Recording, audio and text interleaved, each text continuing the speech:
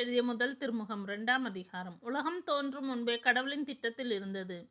இவ்வுலகத் தலைவர்கள் எவரும் அதை அறிந்து கொள்ளவில்லை. அறிந்திருந்தால் அவர்கள் மாட்சிக்குரிய ஆண்டவரை சிலுவையில் அறிந்திருக்க மாட்டார்கள். ஆனால் மறைநூலில் எழுதியுள்ளவாறு தம்மிடம் அன்பு கொள்கிறவர்களுக்கென்று கடவுள் ஏற்பாடு செய்தவை கண்ணுக்கு புலப்படவில்லை, செவிக்கு எட்டவில்லை, மனித உள்ளமும் இதை அறியவில்லை. இதை கடவுள் தூய ஆவியாரின் வழியாக நமக்கு வெளிப்படுத்தினார். தூய ஆவியாரே அனைத்தையும் துருவி ஆய்கிறார். கடவுளின் ஆழ்ந்த எண்ணங்களையும் அறிகிறார். மனிதரின் உள்ளத்தில் இருப்பதை அவருள் இருக்கும் மனமே அன்றி வேறு எவரும் அறிந்திட முடியாது அன்றோ? அவ்வாறே கடவுள் உள்ளத்தில் இருப்பதை அவர் தம் ஆவியே அன்றி வேறு எவரும் அறியார்.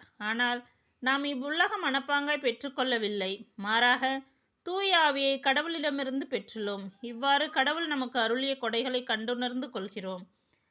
ஆவிக்குரியவர்களுக்கு ஆவிக்குரியவற்றை பற்றி விளக்கி கூறும்போது நாங்கள் மனித ஞானத்தால் கற்றுக்கொண்ட சொற்களை பேசுவதில்லை, மாறாக தூய ஆவியார் கற்றுத்தரும் சொற்களையே பேசுகிறோம்.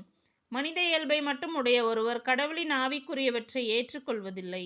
அவை அவருக்கு மடமையாய் தோன்றும். ஆனால் அவற்றை அவரால் அறிந்து கொள்ளவும் முடியாது, ஏனெனில் அவற்றை தூய ஆவியின் துணை கொண்டே ஆய்ந்துணர முடியும். ஆவிக்குரியவரோ அனைத்தையும் ஆய்ந்துணர்வர். எவரும் அவரை ஆய்வுக்கு உட்படுத்த முடியாது. ஆண்டவருடைய மனதை அறிபவர் யார்? அவருக்கு அறிவுரை கூறுபவர் யார்? நாமோ கிறிஸ்துவின் மனதை கொண்டுள்ளோம்.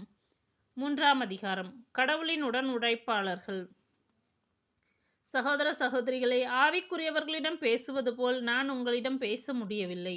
மாறாக நீங்கள் ஊனியல்பு கொண்டவர்கள் எனவும் கிறிஸ்துவோடு உள்ள உறவில் குழந்தைகள் எனவும் எண்ணி பேசுகிறேன்.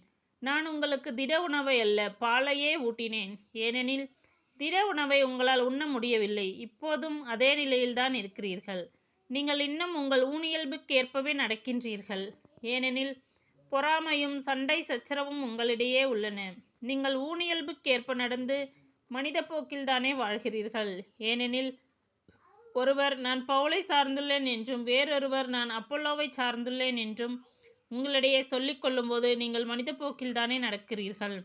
அப்பல்லோ யார்? பவுல் யார்? நீங்கள் நம்பிக்கை கொள்ள காரணமாயிருந்த பணியாளர்கள்தானே. ஆண்டவர் ஒவ்வொருவருக்கும் அருளியவாறு அவர்கள் தொண்டாற்றுகிறார்கள்.